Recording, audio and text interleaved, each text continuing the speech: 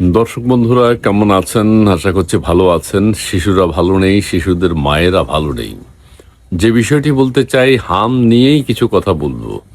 Doctor Yunus সাহেব হাম নিয়ে কি বিতিকিচ্ছিরি অবস্থা করেছেন সেটা আপনারা জানেন, শুনেছেন, এবং হামকে অবহেলা করে আজকে শিশুদের মায়েদেরকে, আমাদের আগামী প্রজন্মকে একটা বিপদের মুখে ঠেলে দিয়েছেন। এর আগে একবার আমরা বলেছি, ইউনিসেফ বলেছে, ইউনিসেফের কিন্তু একটা দায় এসে যায়।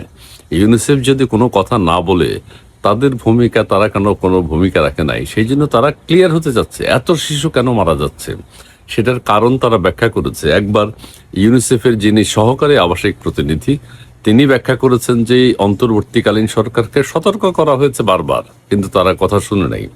এখন ইউনিসেফের যিনি প্রধান, বাংলাদেশের কান্ট্রি রিপ্রেজেন্টেটিভ, তিনি সংবাদ সম্মেলন করেছেন। সংবাদ সম্মেলন হয়েছে 2 ঘন্টা এই হাম নিয়ে, হাম প্রতিরোধ করা যায় কিভাবে। সেখানে তারা বলেছে যে এটা আরো অ্যালার্মিং, যে 5বার চিঠি দিয়ে অন্তর্বর্তীকালীন সরকারকে সতর্ক করা হয়েছে, কিন্তু তারা কোনো কর্ণপাত করে নাই।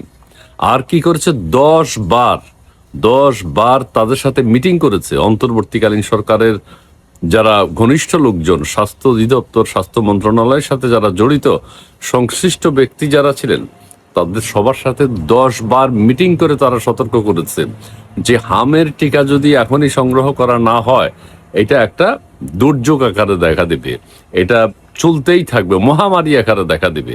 এই 5 বার চিঠি এবং 10 বার মিটিং করে সতর্ক করার পরও অন্তর্বর্তীকালীন সরকার, ডক্টর ইউনূস সরকার হামের টিকার ব্যাপারে, শিশুদেরকে রক্ষার ব্যাপারে কোনো পদক্ষেপ গ্রহণ করে নাই।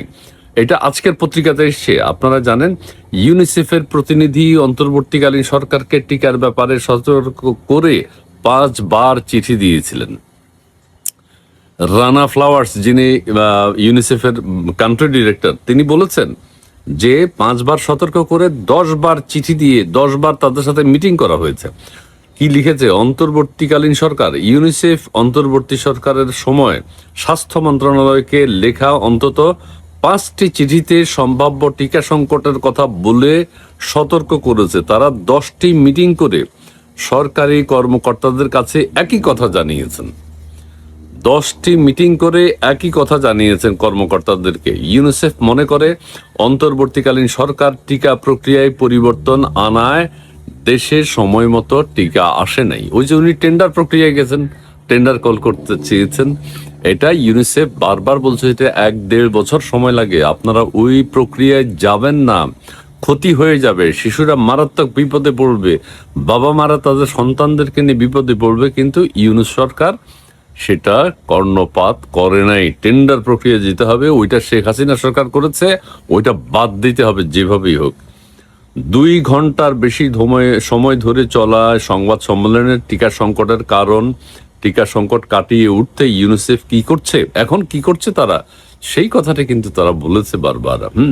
এই সংকট যেন আর না হয় সেই বিষয়ে তারা কথা বলেছেন। রানা ফ্লাওয়ার্স তিনি বলেন, হামে শিশুর মৃত্যু দুঃখজনক। এরা তো আর কঠিনভাবে বলবে না, জাস্ট হামে শিশুর মৃত্যু দুঃখজনক। এত শিশু মারা যাচ্ছে। টিকার সংকট ও হামে শিশু মৃত্যুর ঘটনা তদন্তে সরকারি উদ্যোগকে স্বাগত জানিয়েছেন রানা ফ্লাওয়ার্স। এই সরকার বলেছে এটা আমরা তদন্ত করে হাসিনা সরকারের দোষ দিবে, বুঝছেন? ইউনূস সরকারের ব্যাপারে কিছু বলবে না। তদন্ত করার ব্যাপারে ইউনিসেফ বলছে যে তদন্তে সহযোগিতা করব। ইউনিসেফ সব সময় সত্যের পক্ষে, ঠিক আছে। সাংবাদিকদের রানা ফ্লাওয়ার্স বলেন, সরকার চাইলে উন্মুক্ত টেন্ডার পদ্ধতিতে টিকা ক্রয় করতে পারে। আমরাও বলেছি সরকার চাইলে উন্মুক্ত টেন্ডার পদ্ধতিতে টিকা সংগ্রহ করতে পারে, কিন্তু সেটার জন্য সময়ের প্রয়োজন। ওইটা আবারও তারা রিপিট করেছে যে ওইটার জন্য সময়ের প্রয়োজন। মনে রাখতে হবে টিকার মজুদ নিশ্চিত থাকা জরুরি। হ্যাঁ, টেন্ডার কল করতে পারে, সময় যাক, কিন্তু টিকা মজুদ আছে কিনা আপনার সেটা দেখতে হবে। আপনার ঘরে টিকা যদি থেকে থাকে আপনার, তাহলে আপনি টেন্ডার প্রক্রিয়ায় যান যে আমার পর্যাপ্ত মজুদ আছে 2 বছরের বা 1 বছরের, আমি টেন্ডার প্রক্রিয়ায় যাব। উন্মুক্ত টেন্ডার পদ্ধতিতে টিকা সংগ্রহ করতে 1 বছরের মতো সময় লেগে যায়। ইউনিসেফের মাধ্যমে দ্রুত টিকা সংগ্রহ করা যায়।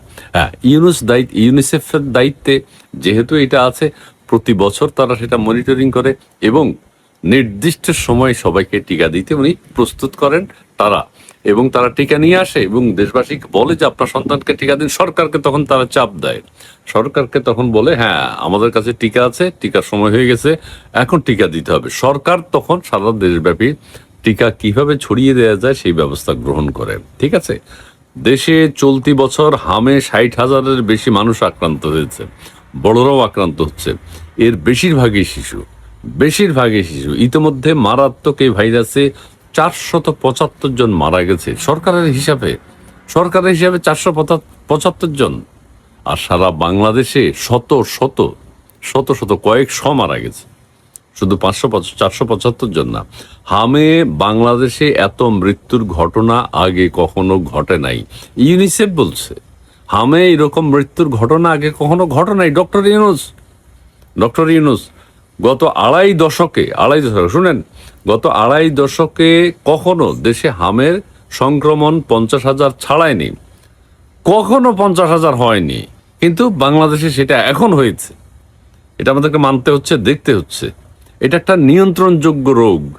এখন ডক্টর ইউনুস ম্যানমেড তিনি এটা তৈরি করেছেন, তিনি এই ডিজাস্টার তৈরি করেছেন বাংলাদেশে। এর আগে সর্বাধিক রোগী পাওয়া যায় 2005 সালে, 2005 সালে বেশি রোগী পাওয়া যায়। সেই সময় কত ছিল? 25,934 জন। এরপর থেকে 2005-এর পর থেকে রোগীর সংখ্যা কমে আসে। 2025 সালে মাত্র 132 জন। এই 2025 সাল, এখন তো 26, 2025 সালে 132 জন রোগী শনাক্ত হয়। আগের বছর অর্থাৎ 2020 থেকে 2024-এ রোগীর সংখ্যা ছিল 2000 একবার ছিল, 410 একবার হয়েছে, 203 একবার হয়েছে, 331 একবার হয়েছে, 281 একবার হয়েছে, 247 একবার হয়েছে, এবার হলো হাজারে হাজারে।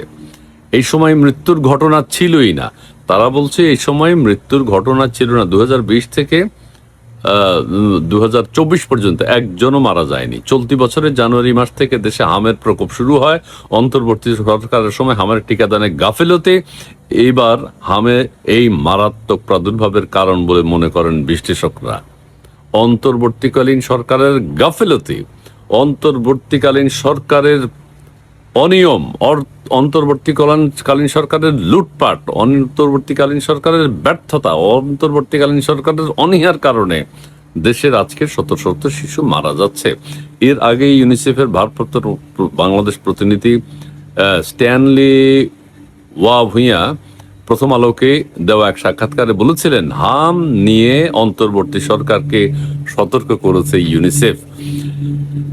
এখন ইউনিসেফের কান্ট্রি রিপ্রেজেন্টেটিভ যিনি বাংলাদেশের, তিনি এসে বললেন যে আমরা 5 বার চিঠি দিয়েছি সরকারের সাথে, 10 বার মিটিং করে সতর্ক করেছি যে আপনারা টিকার ব্যাপারে ব্যবস্থা নেন, টিকা আনেন, না হলে এটা মহামারী আকারে দেখা দেবে।